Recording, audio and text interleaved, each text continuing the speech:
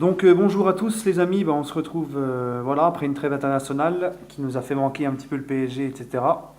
On se retrouve pour le débrief du Paris Saint-Germain qui vient de s'imposer face à Dijon de buts à 1. Dijon qui est ma ville, où j'ai grandi, où je suis né, mais c'est pas ma ville de foot. Voilà, moi c'est le PSG.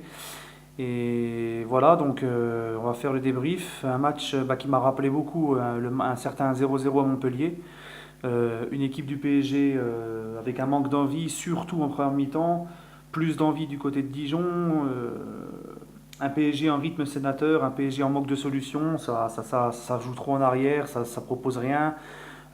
Dijon a plus Sagnac dans les duels, on a l'impression que Paris avait déjà la tête à Anderlecht et que Dijon, qui a pu préparer sereinement la rencontre avec beaucoup de joueurs qui ne sont pas internationaux, donc avec Paris qui, ils ont eu un avantage sur Paris, Paris qui eux ont eu des retours très tardifs des matchs internationaux, notamment les joueurs de l'Amérique du Sud.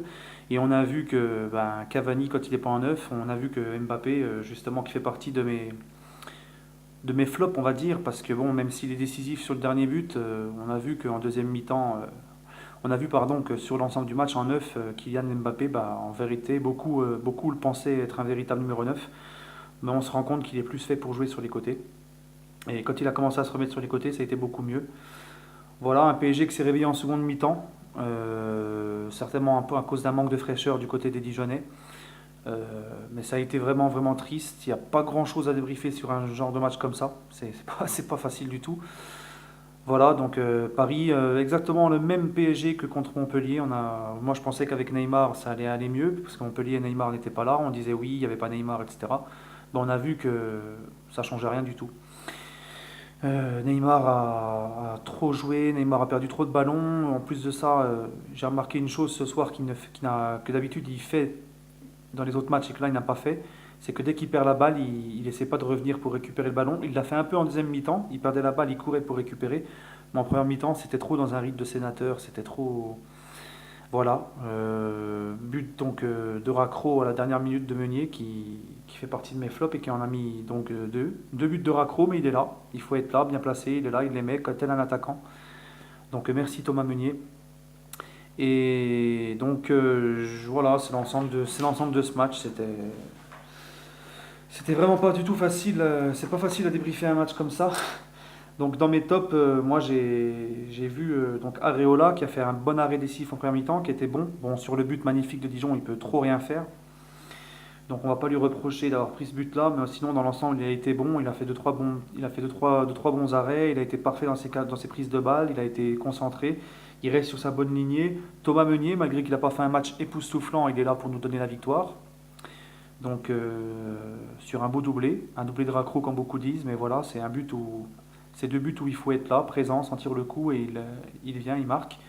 Euh, et j'ai mis aussi Kim Pembe et Marquinhos pour l'ensemble du match où ils ont été solides derrière. Paris a quand même très peu concédé d'occasion.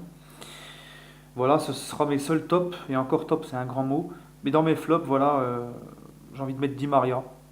Di Maria qui reste Di Maria qu'on connaît, qui depuis quelques semaines on ne retrouve plus le vrai Di Maria, trop de mauvais choix, trop de ballons perdus, trop frileux physiquement. Bon, même s'il fait une superbe passe à Mbappé sur l'action où René fait un gros arrêt réflexe, c'est tout ce qu'on peut retenir de Di Maria.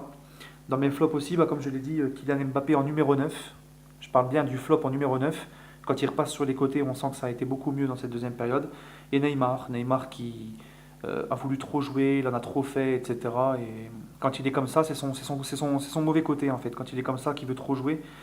En plus de ça, ça a été un peu mieux en deuxième mi-temps, mais bon, voilà. Bon, ça arrive. Hein. Je pense qu'à mon avis, contre Anderlecht, il va t'en planter deux ou trois.